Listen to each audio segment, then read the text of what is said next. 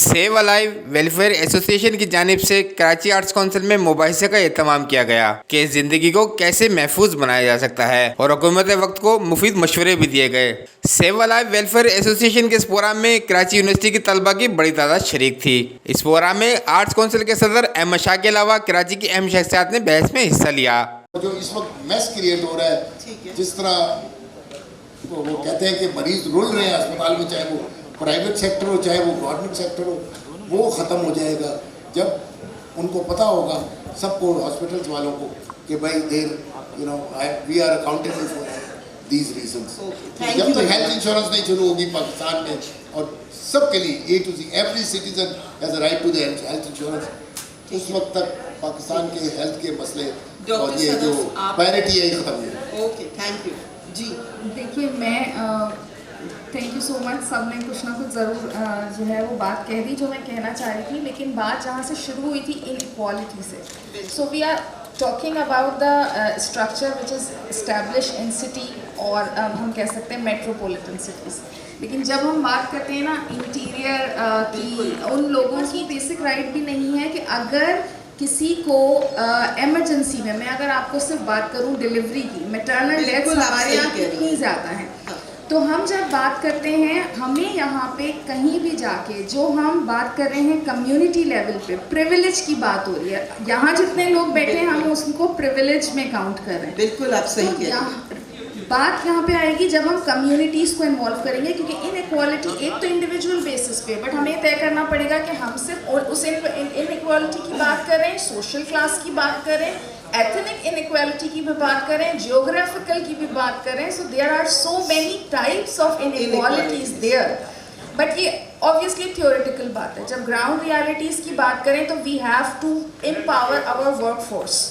और वर्कफोर्स, जैसे कि सर ने कहा कि अब इनिशिएटिव्स लिए जा रहे हैं और जैसे PPHI के साथ काम हो रहा है और there are so many things.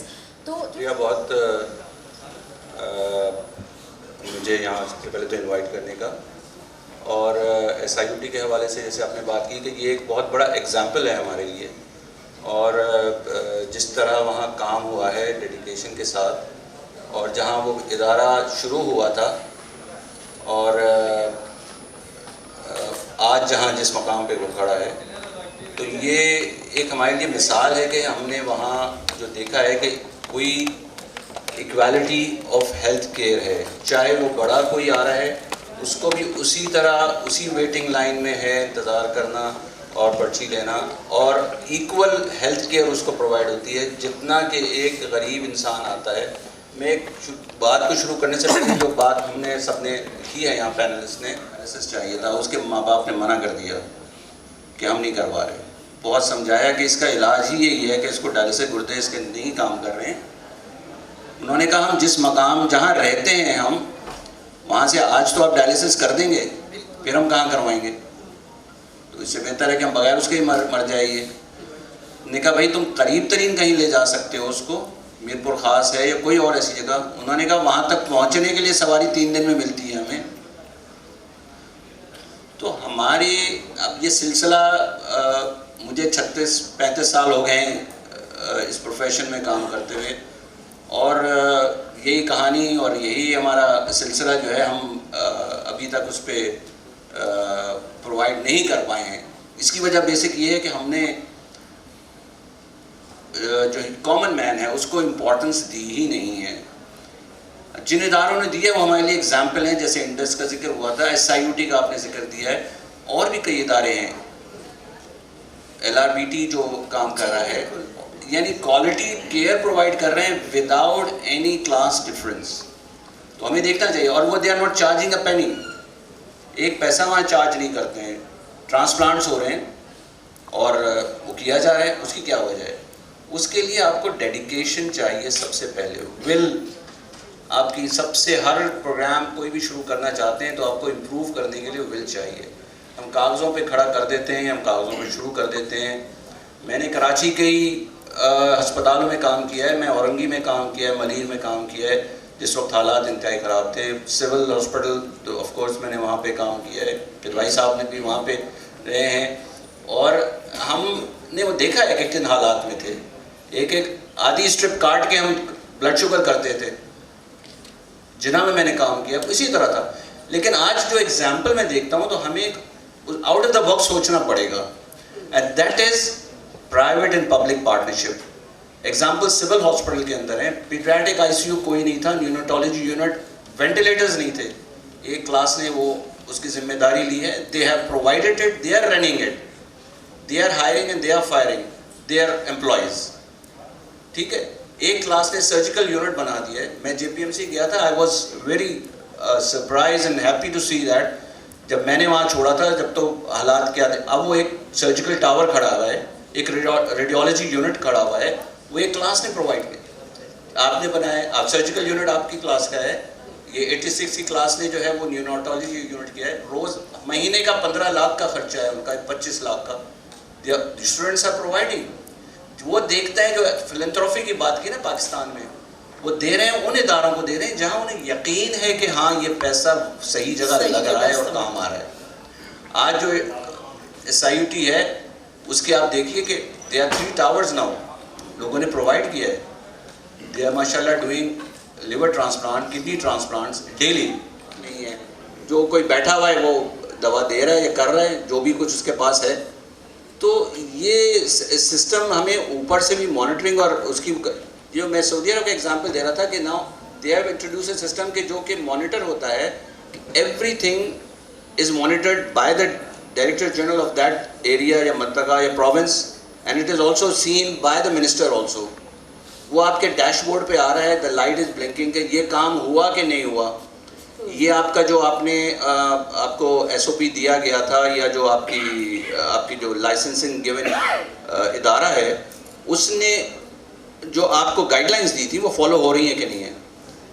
Periodic inspection भी है, और पीरियोडिक इंस्पेक्शन के साथ उसका फॉलोअप जो है, you have to send the report which is going at all the levels. If it is not being followed then ज़ाहिर है उसकी वो पूछ होती है, अकाउंटेबिलिटी होती है।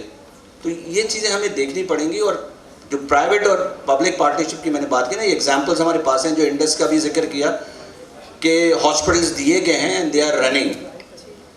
पंजाब में दूसरी जगहों पे ज़्यादा है जहाँ की ट्रीटमेंट का आपका आउटकम जो है वो बहुत कम है, और जहाँ पे आउटकम आपको 100% मिल सकता है वहाँ पे आपका बजट इतना सा है। डॉक्टर फरहान, इस हवाले से मैं पूछूंगी, क्या अवेयरनेस प्रोग्राम्स हो सकते हैं इन बेसिक जो हमारी हेल्थ केयर इश्यूज हैं उस पर? अब डाउ यूनिवर्सिटी जो है, ये जो आप इनइक्वालिटी की बात कर रही है ना, मैं ये लेके जाता हूँ एजुकेशन सेक्टर के अंदर, मेडिकल एजुकेशन। सही। डाउ यूनिवर्सिटी में जिस वक्त हम डाउ मेडिकल कॉलेज में पढ़ते थे, उस वक्त तकरीबन शायद 500-600 सीट्स होती थी, और हम लोगों ने पढ़ा होगा, मेरे ख्याल से किदवाई साहब ने पढ़ा होगा 500-600 रुपये में। हमारी साल की फ़ीस हुई थी 5000 रुपये। अनफॉर्चुनेटली ये इनइक्वालिटी, उन डॉक्टर्स के अंदर भी इनइक्वालिटी का जो कॉन्सेप्ट है ना, वो डाला गया है by VCs and educational sector. अब सिचुएशन ये है डाउ यूनिवर्सिटी ऑफ हेल्थ साइंसेज की, कि जो मेरिट की सीट हैं वो 600 से करके 200 कर दी गई हैं। उसके बाद सेल्फ फाइनेंस, और जो डाउ इंटरनेशनल मेडिकल कॉलेज खुला है वो टोटल फॉरेन फंडिंग वालों के लिए है। अब जाहिर है कि जो इतने पैसे दे के आएंगे, जानी, और प्राइवेट मेडिकल कॉलेजेस की तो फीस वैसे ही ज़्यादा थी। जब गवर्नमेंट कॉलेजेस भी जो है वो कमर्शियल हो जाएंगे, जो कि हो गए हैं डाउ यूनिवर्सिटी जैसे, और इसी वजह से मैंने वहाँ पे रिज़ाइन भी किया था कि तो उस वजह से जब डॉक्टर्स वो प्रोड्यूस करेंगे तो वो भी कमर्शियल प्रोड्यूस करेंगे, तो इनइक्वालिटी आप कितने भी सिस्टम बना लें, वो इनइक्वालिटी खत्म ही नहीं हो सकती। बेस लाइन में एडमिशन में जब उनकी होंगे जो पैसे दे सकते हैं, और तो वो ज़ाहिर जब पब्लिक में आएंगे तो वो पैसे रिकवर भी तो करने हैं उन्होंने, किसी ने पैसे देने। मैं पर्सनली फील करता हूँ कि इनइक्वालिटी जब तक ख़त्म नहीं हो सकती, जब तक कि प्राइवेट सेक्टर को, जब तक गवर्नमेंट अपना काम ना करे। गवर्नमेंट चाहती है, अब आप मुझे बताइए, क्या ये शराफत है? ये इन लोगों की शराफत है कि डाउ यूनिवर्सिटी या सिविल हॉस्पिटल के अंदर अब गवर्नमेंट फेल है, उस हॉस्पिटल के वेंटिलेटर जो है वो वहाँ के स्टूडेंट्स प्रोवाइड कर रहे हैं। हमारा जो फिलैंथ्रोपी का मिसयूज़ है ये पाकिस्तान में, क्योंकि आप हेल्थ डिपार्टमेंट का अगर बजट देखें तो ये सबको health for all free of cost दे सकती है। वेरी वैलिड पॉइंट डॉक्टर के भाई, आप थोड़ा सा इस हवाले से?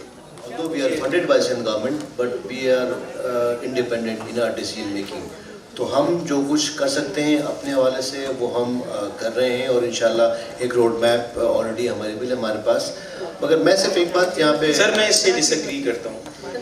इनका जो डिपार्टमेंट है जब डिस्कशन हो रहा है तो प्रॉपर्ली हो, ये ऑटोनमस था बिल्कुल और इसकी नीयत भी ऑटोनमस थी, लेकिन जब गवर्नमेंट अपना चेयरमैन मुकर्रर करेगा और अपने ही पसंदीदा लोगों को उसके अंदर बोर्ड में नॉमिनेट करेगा तो ये अब कहने को ऑटोनमस है और हम लोग जो प्राइवेट सेक्टर वाले कंसर्न नेशन के लिए। और जब हेल्थ और एजुकेशन दोनों बिजनेस बन जाए that is a decay of society.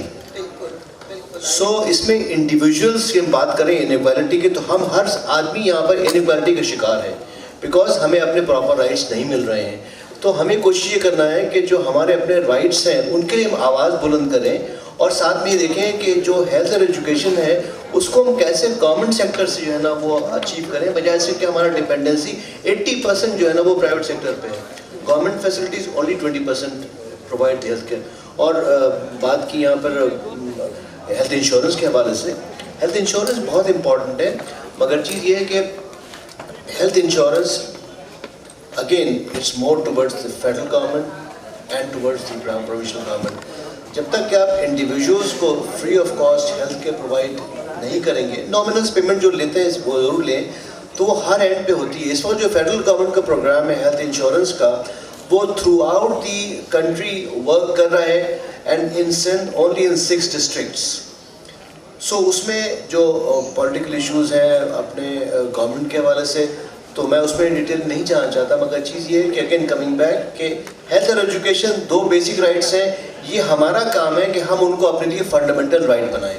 बिल्कुल। तो उसमें मैं एक ऐड करना चाहूँगा, असल में लोगों को ही पता होना चाहिए कि गवर्नमेंट और प्रोविंशियल गवर्नमेंट कितनी कंफ्यूज्ड है।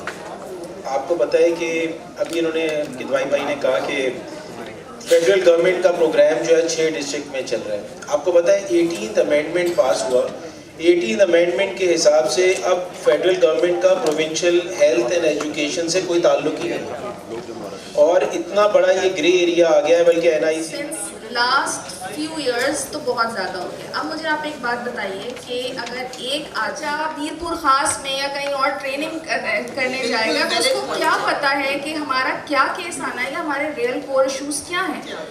क्लास डिफरेंट यहाँ से भी आ रहा है। मैं आपको बताऊँ, मैंने फर्स्ट रिसर्च की एक क्लास ली थी और उसमें जिना डॉ और सबके स्टूडेंट्स मौजूद थे and they were all 4th year and 5th year students और मैं रिसर्च की पहली क्लास ले रही थी। तो I asked them to introduce themselves और मैंने इन्हें पैसे वसूल करूँगा जो मेरे माँ बाप ने इन्वेस्ट किया है मुझ पे। तो ये that has become a pain for him as well because from the parents, from the frustration, from everything, वो भी एक पेन है। लेकिन वो जिस सीट पे बैठा है वहाँ पे मेरिट के तहत कोई और नहीं आके बैठ सकता था। मैं आपको बताऊँ, हम अपने दौर में शायद कराची यूनिवर्सिटी की जो 3,500 रुपये पर सेमेस्टर फीस थी वो भी हम खुद देते थे शौक से, क्योंकि हम ट्यूशन पढ़ाते थे, हम फीस देते थे। लेकिन अब मैं आपको कहूँ कि अगर प्राइवेट यूनिवर्सिटी में आप कहें तो no one can afford by themself, वो पेरेंट्स से एक्सपेक्ट पेरेंट्स के ऊपर। तो ये जो एक क्लास डिफरेंस आ रहा है इसमें कम्युनिटी को सर्व करना, और अगर आप कहें कि आप करिकुलम में ये पढ़ाएंगे कि ये नोबल प्रोफेशन है और इसको सर्व करना है, तो बहुत बड़ा गैप है, बहुत बड़ा गैप है। प्लस में हमारी डिबेट थोड़ी सी वायर हो रही है। दुनिया भर में professional education is paid by the person all over the world, it's not an state job. वहाँ पॉलिसीज ऐसी बनाते हैं कि उनके जो भी पेरेंट्स होते हैं, अगर जिसको प्रोफेशनल एजुकेशन में या यूनिवर्सिटी एजुकेशन में जाना है तो उनके लिए वो इंश्योरेंसेस खरीदते हैं। Think we need to be realistic, let's focus, because हमारा टोटल बास्केट कितना बड़ा है गवर्नमेंट के पास, कैसे वो एक्सपेंड होगा। हम पैसे, हम टैक्स नहीं देना चाहते, हम ज़कात जरूर दे देंगे, हम खैरात भी दे देंगे, but we don't want to give tax. तो जब गवर्नमेंट के पास बास्केट ही दिन ब दिन, और उसमें फिर हमने कर्जे उतारने हैं और उसके सूद देने हैं और डिफेंस सर्विसेज को देना है, तो हमारे पास 500 बिलियन रुपीस फेडरल गवर्नमेंट के पास बचा है देने की, 500 billion for this year till June. और उसमें उसने क्या क्या करना है, PSD आप देखें ख़त्म कर दिया उन्होंने, सारे कट डाउन कर दिए, स्लैश कर दिए। अब जो प्रोविंशियल गवर्नमेंट के पास फाइनेंशियल रिसोर्सेज एंड नंबर्स, अगर वो पब्लिक को डाइवर्ज कर दिए जाए तो पब्लिक को, मासेस को ये पता होना चाहिए कि इस प्रोविंस में पैसे कितने और किस तरह यूटिलाइज हो रहे हैं, वेस्टेज कहाँ है, लीकेज कहाँ है। एक NICVD को हमने बना दिया मॉडल और उसी को पोर्ट्रे करते रहते हैं कि भाई बड़ी सर्विसेज NICVD दे रहे हैं और बड़ी आइडियल है, दैट्स नॉट डिलीवर। हम देख रहे हैं कि हम सिविल में क्या हो रहा है, जिना में क्या हो रहा है, लियाकत मेडिकल कॉलेज में क्या हो रहा है, हम सक्कर में क्या हो रहा है, मेहर हॉस्पिटल में, और लाड़काना में क्या हो रहा है, नवाबशाह में क्या हो रहा है। We need to see that. Interior की तो बात मेरे ख्याल से मैंने उसी का एग्जांपल सबसे पहले दिया था। और आज ही पेशेंट एक मेरे पास जी जो कि कोयटा से आई है, and she was 6 months pregnant and she had to abort there, उसकी सर्जरी वहाँ पे हुई and she went into AKI, acute renal shutdown में गई है।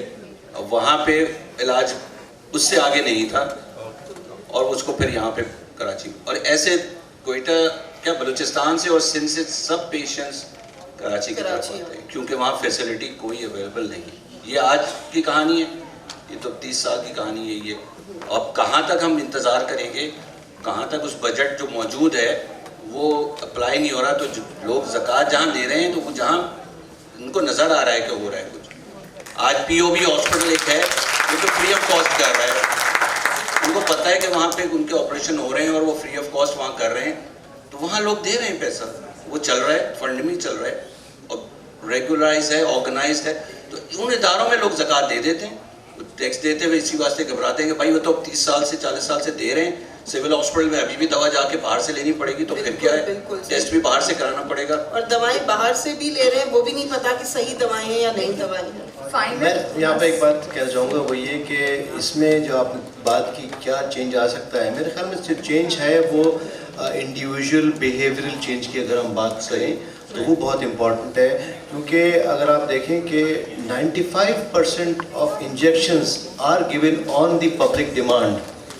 पब्लिक कहती है कि आप इंजेक्शन लगाएं तो डॉक्टर उसको बाय फोर्स लगाता है 25%। और पाकिस्तान वो सबसे बड़ा मुल्क है जहाँ 8.1 इंजेक्शंस पर person per year, highest in the world injection लगते हैं यहाँ पर, और mostly on demand of public. हमें चाहे हमें करिकुलम में पढ़ाना पड़े, नहीं करिकुलम में पढ़ना है, हमें प्रैक्टिस करनी पड़े, हमें ये चीज़ जो है अपने अंदर जो कि माइंड चेंज अपना। जितने भी हेल्थ कमीशन बने हैं पाकिस्तान में, as far as I know, Punjab में तो डेफिनेटली है, KP में भी होगा, इन्हें पीरियडिकल ट्रेनिंग शुरू करनी चाहिए। कम्युनिकल डिजीज़ जो हमारी, वो पैटर्न पता लग जाता है कि इस वक्त कौन सा आई हुई है, बीमारी आई हुई है, जहाँ भी, जिस ज़िले में भी, जिस शहर में भी, उस हिसाब से इनको पीरियडिकल GPs की ट्रेनिंग करनी पड़ेगी, ताकि वो एक्यूट से क्रॉनिक ना हो, वो मर्ज आगे बढ़े ना, वहीं पे ठीक कर ले वो GP। अगर उनकी वो ट्रेनिंग यहाँ हो जाए तो हमारा जो टर्शियरी केयर पे बर्डन है वो बहुत कम हो। ये मैं वो बार बार कह रहा हूँ कि रीइन्वेंट करने की व्हील तो ज़रूरत है नहीं, दुनिया में बेस्ट प्रैक्टिसेस अवेलेबल है। we just have to adapt them, we just have to adapt them and modify them according to our needs। हमारा जो कल्चरल सेटअप है, हमें जो हमारी नीड्स है, जैसे डॉक्टर साहब ने बताया, अब अगर मिसाल के तौर पे यही फैसिलिटीज़ जो मिडवाइफरी है या नर्सिस हैं या जो भी मेडिकल स्टाफ जहाँ कहीं भी है, बलूचिस्तान में, सिंध में, रिमोट एरिया में, पंजाब है, अगर उनकी ट्रेनिंग पीरियडिकल होती रहे। अनफॉर्चुनेटली हमने कभी फोकस नहीं किया कि हम उन लोगों को जो मेडिकल स्टाफ है जो उसकी ट्रेनिंग, उनकी पीरियडिकल ट्रेनिंग करते रहें। और मैं नहीं कहता कि कोई हर महीने करे, बट 6 मंथ की तो कम से कम उनकी 1 दिन की, 2 दिन की, 3 दिन की ट्रेनिंग होनी चाहिए। उनको पता होना चाहिए कि अब लेटेस्ट ट्रेंड क्या चल रहे हैं। किसी मैनेजमेंट, समझता हूँ कि गवर्नमेंट जो होती है उसकी रिस्पॉन्सिबिलिटी होती है कि अपने जनरेशन को, आज की जो जनरेशन है वो देखती है आगे कि ये एक हेल्दी जनरेशन आगे 20 साल के बाद ये हो, ठीक है ना, उसकी न्यूट्रिशन का, उसको सोशो इकोनॉमिक उसके लिए उसकी प्रोविज़न हो। जब तक वो नहीं होगा, उसके साथ साथ जो आपके डिजीज़ बर्डन है उसके लिए आगाही लाना हर लेवल पे सबसे इम्पॉर्टेंट चीज़ है। आगाही जो एजुकेशन है कि आप एजुकेट करें, वही चेंज लेकर आती है। आपके इस वक्त सबसे बड़े किलर्स आपके पास जो इस तरह हो रहा है कि हार्ट डिजीज़, डायबिटीज़, जिनकी वजह से गुर्दे और स्ट्रोक, मेरे ख्याल में सिर्फ आप कराची का सिर्फ लेंगे तो थाउजेंड्स के हिसाब से डेली है। जो हो रहे हैं स्ट्रोक्स। तो इसके लिए क्या हो रहा है प्रोग्राम? टीवी पे मैं तो कोई नहीं देखता कि कोई आगाही का मैसेज ही आता हो किसी गवर्नमेंट की तरफ से, और इवन किसी और इदारे की तरफ से भी आ सकता है। वो they can give a time, जो सोशल आपकी अवेयरनेस का होता है, they can give a free time provide कर सकता है मीडिया उसके लिए। तो ये सबसे पहले इम्पॉर्टेंट चीज़ है कि हम उसकी आगाही लोगों में डेवलप करें, क्योंकि ये हम एक तरह से वोल्केनो पे बैठे हुए हैं। ये जो इस वक्त है सिचुएशन, ये आगे 10 साल के बाद आप हैरान हो जाएंगे कि क्या होने जा रहा है ये, because people are living the same way, and the way we are living that is, कहते हैं ना कि what you eat today you will live tomorrow. तो वो वाली हिसाब है कि हमें तो पता ही नहीं है किसी को भी कि हो क्या रहा है। तो आगे जो पॉपुलेशन है, जिसको आपका सबसे बड़ा इस वक्त रेजिस्टेंट टाइफाइड पाकिस्तान में सिंध के अंदर मौजूद है, आपकी जो बाकी चीज़ें हैं वो रेजिस्टेंट, आपके बैक्टीरिया सारे आ गए हैं कि आपके पास एंटीबायोटिक्स ख़त्म हो गई हैं। उसकी क्या रीजंस हैं उसकी? डॉक्टर साहब कहाँ जा रहे हैं यार? ये जस्ट वॉकड आउट यार। Okay okay. अच्छा, सिचुएशन ये है कि हमारे पास तो इतना शानदार पैनल है और सारे बहुत एक्सपर्ट हैं, तो इन सब के लिए बहुत सारी क्लैप होनी चाहिए। ये सारे बहुत, ये मेरी तरह तुम्हारी तरह बिल्कुल सारे लोग नहीं हैं, दे आर थॉरो प्रोफेशनल, और ये अपना जिस तरह से इन्होंने टाइम दिया है, thank you so much sir, all of you. 3 बजे से ये लोग यहाँ पर इंगेज हैं।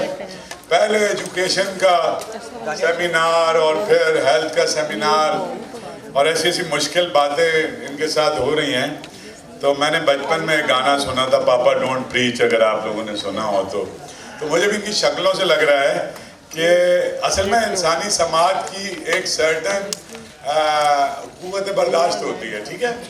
और ये बात हमारे जितने ऑर्गेनाइजर हैं, जो भी कोई कॉन्फ्रेंसेस करते हो या कुछ भी करते हो, दे शुड अंडरस्टैंड कि कितनी देर तक आप उसको फिजिकली मेंटली कनेक्ट करके रख सकते हैं, और कितनी देर के बाद जो है वो फिर मोबाइल में कोई बारिश हो रही है तो कोई छुपने की जगह नहीं थी, क्योंकि आप बंद जगह पे नहीं बैठ सकते थे, क्योंकि मुसलसल आफ्टर शॉक्स आ रहे थे, तो लगता था कि मजीद गिरते चले जाएंगे। और मैं खुद भी एक रात में, और सारे ये नौजवान 8-8 ट्रक हमने खाली किए, 8-8 ट्रक। तो बहुत जज्बा है इस जनरेशन में। लेकिन एक इशू है। इशू क्या है? इशू ये है कि क्या हम इनके इम्तिहान पे पूरे उतरते हैं?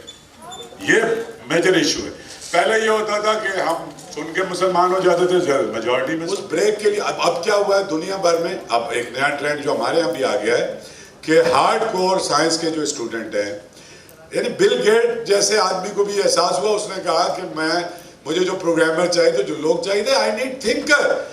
और जब तक सोशल साइंसेस से कनेक्ट नहीं है, इन्होंने फिलॉसफी नहीं पढ़ी हुई, इनको हिस्ट्री नहीं पता, अगर इनका थिंकिंग प्रोसेस नहीं चल रहा प्रॉपर, तो फिर तो मैं एक रोबोट क्रिएट कर रहे हैं। तो रोबोट तो किसी को भी नहीं चाहिए ना, robot is just a operator. तो दिमाग को हेल्दी रखने के लिए, जैसे डॉक्टर साहब ने आपको कहा कि माइंड गेम्स, उसमें जैसे डॉक्टर साहब ने बताया कि भाई ब्रेल खेलनी है तो ब्रेल खेलो या ब्रिज खेलो, मैं और भी तुम्हें बहुत सारे गेम बता सकता हूँ। तो बहुत यानी दुनिया तुम्हारे सामने यार खुली पड़ी है। 2-3 टिप्स हैं मेरी तरफ से। वो ये है, कोई फुफी का बेटा काम नहीं आता, समझ गए।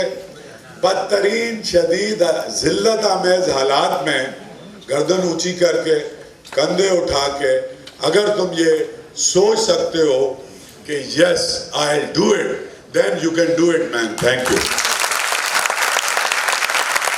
बेसिक नीड्स पे अब फर्दर डिफरेंट केसेस होते हैं हमारे हेल्थ के और एजुकेशन के, जिसमें हम हेल्प कर सकते हैं थ्रू डोनेशन, हम वो करते हैं। अदर देन दैट, अगर हमारे कोई रेफरेंसेस हैं तो हम उनको रेफ़र कर सकते हैं। ज़रूरी नहीं है कि हम पूरा केस हैंडल करें। सो बेसिकली हम इन 3 एरियाज़ पे काम करें। इसके अलावा आउट ऑफ द कराची हम थरपारगढ़ पे अल्हम्दुलिल्लाह अब तक TTC जो है टेयर्स टू चेयर्स 100+ अपने वेल्स और हैंडपम्प जो है बना चुकी है सक्सेसफुली, और अल्हम्दुलिल्लाह उसकी प्रॉपर मॉनिटराइजेशन हो रही है। हर मंथ में हमारे वहाँ पे विजिट्स होते हैं, तो वो सक्सेसफुली अल्लाह का शुक्र है चल रहे हैं। फर्दर और ईद के बाद TTC इंशाल्लाह थरपारगढ़ में अपना एक स्कूल इंशाल्लाह ओपन करने जा रही है। All from there students, thank you so much. उन सब के लिए आप खुद तालियां बजाएं जो अपने अलावा सोसाइटी का काम करते हैं। A huge round of applause for all. Thank you so much. You are requested to please receive your token of appreciation. अस्सलाम वालेकुम, मेरा नाम मिसेस सोबिया अली है। मैं ओशन वेलफेयर से ताल्लुक़ है मेरा। मुझे आपको ये छोटा सा बस एक टाइम क्योंकि बहुत ही कम है मेरे पास, तो मैं आपको यही बताना चाहती हूँ कि हमारी ऑर्गेनाइजेशन का बुनियाद कैसे रखी गई। हमारी ऑर्गेनाइजेशन की बुनियाद APS के वाक़या के बाद जो कि 16 दिसंबर 2014 में पेश आया। उसके बाद हमारी मैडम जो ऑर्गेनाइज़र हैं मैडम अनफास अली शाहज़ादी, उन्होंने सोचा कि ये बच्चों को जो उन्होंने शहीद किया हमारे उसके स्कूल में, तो उन्होंने सोचा कि ये थोड़े से बच्चों को शहीद करके ये ऐसा नहीं हो सकता कि दुश्मन हम पे छा जाए, ऐसा कभी भी नहीं हो सकता। उन्होंने जो कि हमारे बैगिंग वाले स्ट्रीट चिल्ड्रन हैं, उन्होंने वहाँ से अपनी ऑर्गेनाइजेशन का आगाज़ किया और एक बच्ची से उन्होंने स्टार्ट किया और अल्हम्दुलिल्लाह उसके बाद सैकड़ों बच्चों को हमने बहुत ज़्यादा अच्छी तालीम दी। आज जो कि एक छोटी सी जगह पे पुल के नीचे, आपको अब्दुल्ला शाह गाजी का पता होगा, उसके पुल के नीचे हमने अपने स्कूल का आगाज़ किया। बच्चों को, इन बच्चों को, स्ट्रीट चिल्ड्रन को हमने एजुकेशन देने का जो स्टार्ट किया था अपना प्रोग्राम, आज वो एक बिल्डिंग में शिफ्ट हो चुका है और अल्हम्दुलिल्लाह हमने बहुत अच्छे तरीके से अपने बच्चों को, उन बच्चों को अपने बच्चों की तरह उनकी केयर कर रहे हैं, उनको खाना देते हैं, उनको यूनिफॉर्म, बुक्स वगैरह सब कुछ हम अवेल करवाते हैं उनको। और मैं बहुत इसके अलावा हम उनको टेक्निकल तालीम दे रहे हैं। वो बच्चे जो हमारे पास KG में आए थे, आज वो हमारे पास 7th क्लास के स्टूडेंट बन चुके हैं। आगे हमारा प्रोग्राम है कि इसको हम बहुत हाई लेवल पे लेके जाएं ताकि वो हाई सेकेंडरी के अलावा कॉलेज की एजुकेशन भी हमसे हासिल कर सकें। सेव अलाइव वेलफेयर एसोसिएशन के जिम्मेदारों को कहना था कि वो स्टूडेंट हूँ। बेसिकली ये इवेंट आज रखने का मकसद ये था कि हम लोग 4 साल से एक ऑर्गेनाइजेशन, रजिस्टर्ड ऑर्गेनाइजेशन चला रहे हैं कराची जैसे शहर में। तो हमने काफ़ी काम किए 4 साल में, लेकिन बात यह है कि 4 साल में काम करने के बाद भी बात ये आती है कि हम कहाँ खड़े हैं, हम क्या कर रहे हैं और हम किस तरफ जाना चाह रहे हैं। तो बेसिकली इस इवेंट को रखने का जो है ये फुल डे इवेंट 5 घंटे का हमारी ये कॉन्फ्रेंस थी, जिसमें एजुकेशन और हेल्थ दोनों के जो हैं वो हमारे पास पैनलिस्ट मौजूद थे और 2 पैनल टॉक्स हुई हैं। और इस पैनल टॉक का बेसिकली मकसद यही था कि हम काम तो कर रहे हैं, लेकिन इसका रिज़ल्ट क्या है, हम किस तरफ जो है, हमें इस चीज़ को कहाँ लेके जाना है, इस मसले का हल क्या है। तो इसलिए हमारे पास यहाँ पैनलिस्ट में जो है वो गवर्नमेंट सेक्टर से भी लोग मौजूद थे, एजुकेशन में, प्राइवेट में भी जो है वो हमारे पास लोग मौजूद थे। जैसे एजुकेशन में थे वैसे ही हमारे पास प्राइवेट में भी, गवर्नमेंट और प्राइवेट, हमने दोनों सेक्टर्स को जो है लोगों को यहाँ पे इन्वाइट किया था सिर्फ इस वजह से कि गवर्नमेंट का भी पॉइंट ऑफ व्यू हमारे पास उस मसले पे आना चाहिए और प्राइवेट सेक्टर का भी आना चाहिए, और फिर दोनों कलेक्टिवली मिलकर हमें उन मसलों का हल बताएं कि हम इन मसलों को किस तरीके से और इस चीज़ के सलूशन क्या है। तो बेसिकली इस चीज़ के लिए कॉन्फ्रेंस रखी गई थी और जो है इसमें तमाम स्टूडेंट्स को इनवाइट किया गया था और मेजॉरिटी जो है वो स्टूडेंट्स की ही थी, क्योंकि इन्हीं स्टूडेंट्स ने जो है ये काम करना है और ये स्टूडेंट्स ऑर्गेनाइजेशन जो है ये डिफरेंट काम कर रही हैं।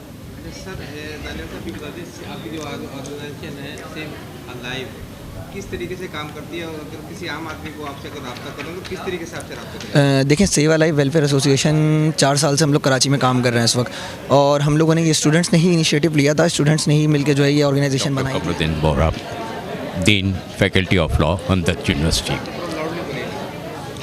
आज का जो सेमिनार इन्होंने अरेंज किया है सेव अलाइव एसोसिएशन ने, वो 2 टॉपिक पे था, हेल्थ और एजुकेशन पे।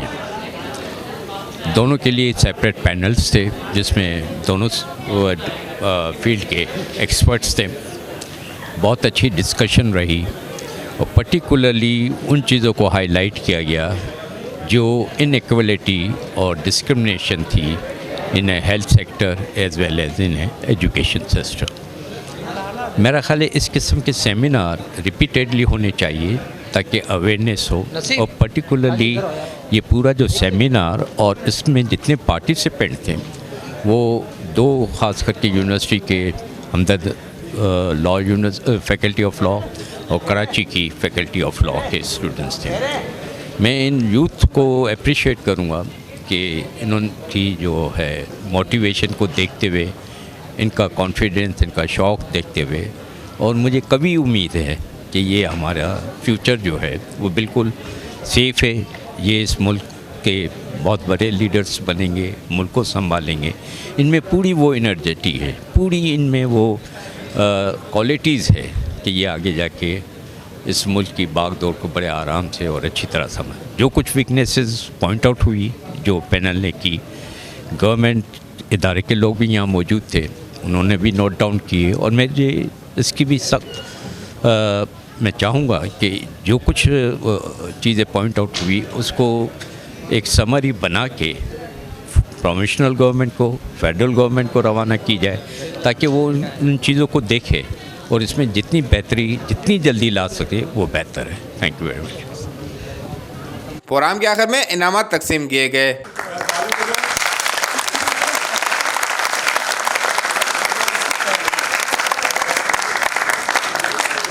Thank you so much doctor Farhan Isa साहब। डॉक्टर मिनहाज एक किदवाई, आपसे रिक्वेस्ट है ये काइंडली आप अपने शील्ड वसूल करने के लिए।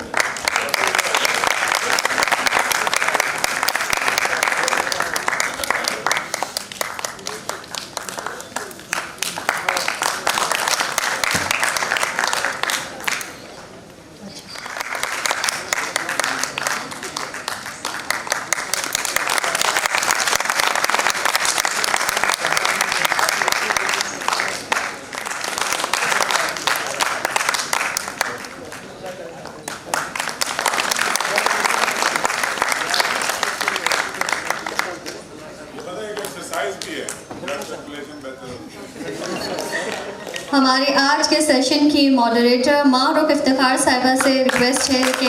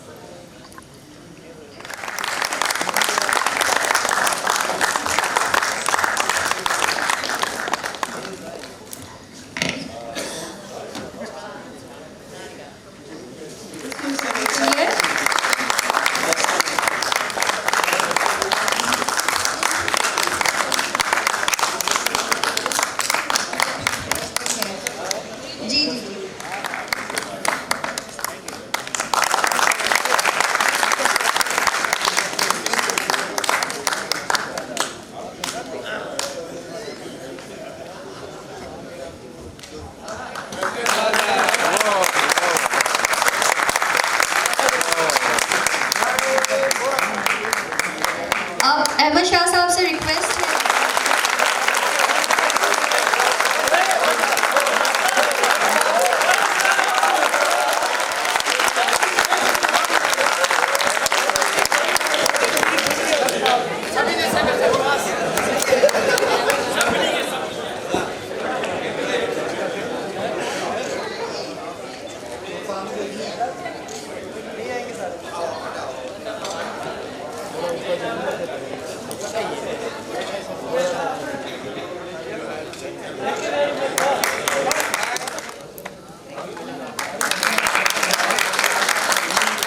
Next we have Ocean Welfare Organization.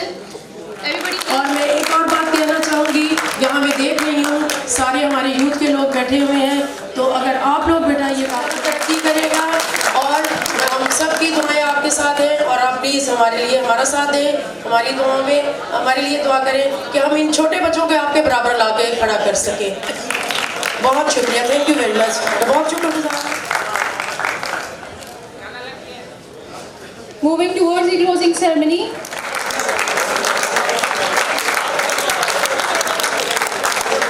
All the members of Seva Life Welfare Association are requested to gather around the stage.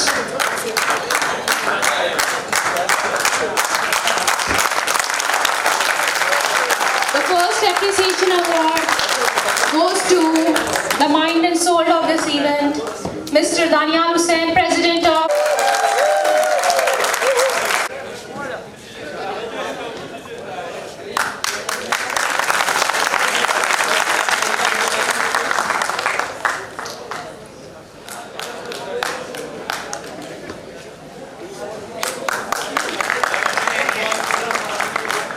Ali Arsalan, General Secretary of Seva Life Welfare Association. Association. Everybody please give them a huge round of applause for organizing such a great event.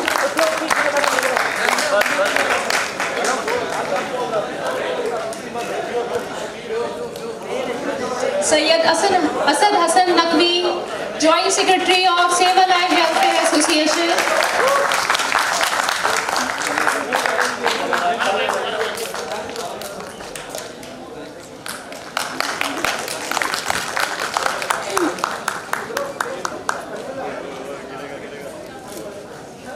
Director of Health Department, Ms. Nudrat Nadeem.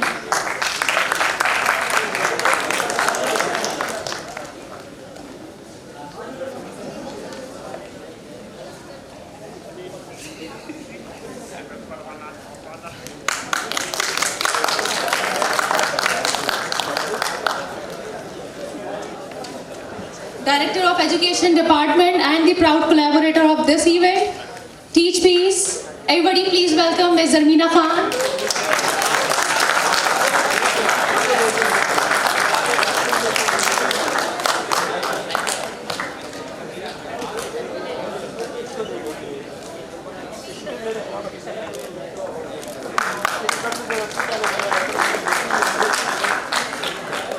Now I would like to invite Huma Basi to receive their appreciation sheet.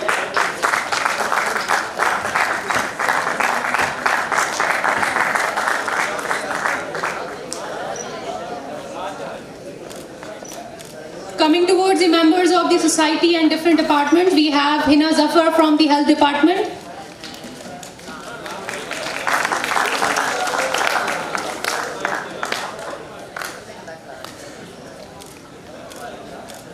Ms. Sana Saad from the Marketing Department.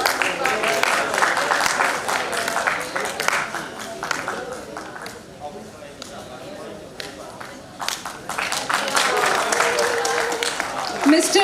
Rana Danial Akram, Co-Director of Education Department.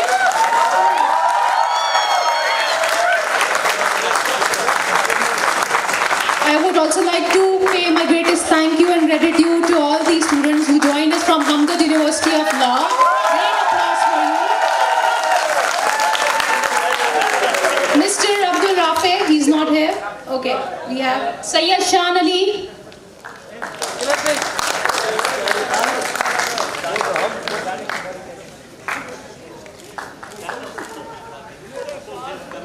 Mr. Amin Shehzad Azam, everybody please join your hands.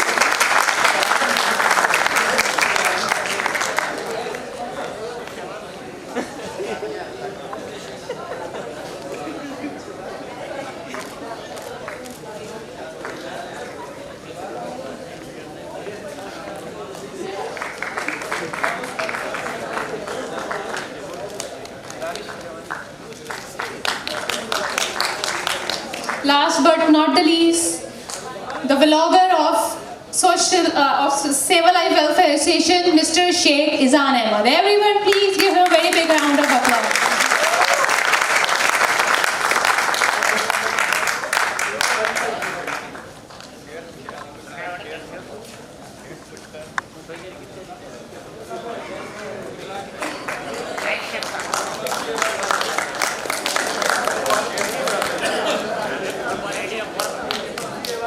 Thank you so much, Professor Kamaruddin and Mr. Nadeem Zafar, for your precious time. We are highly indebted to him for his time and for his presence throughout the whole event.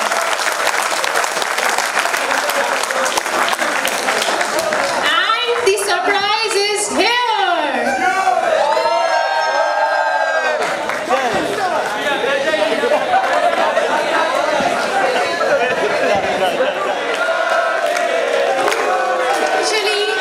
Officially the 3rd anniversary of our dear organization, so there's a little celebration for it.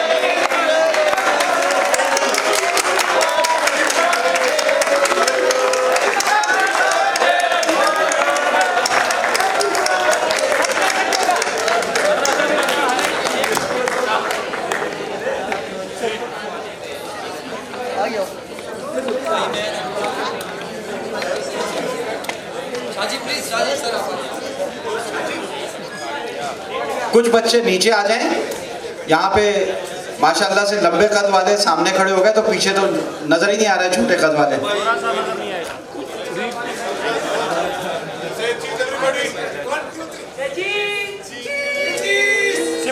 Victory करा दो, victory करा दो।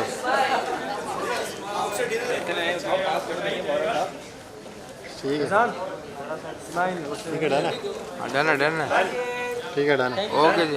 यार एक नारा हो जाए हम दर्द का। नहीं नहीं नहीं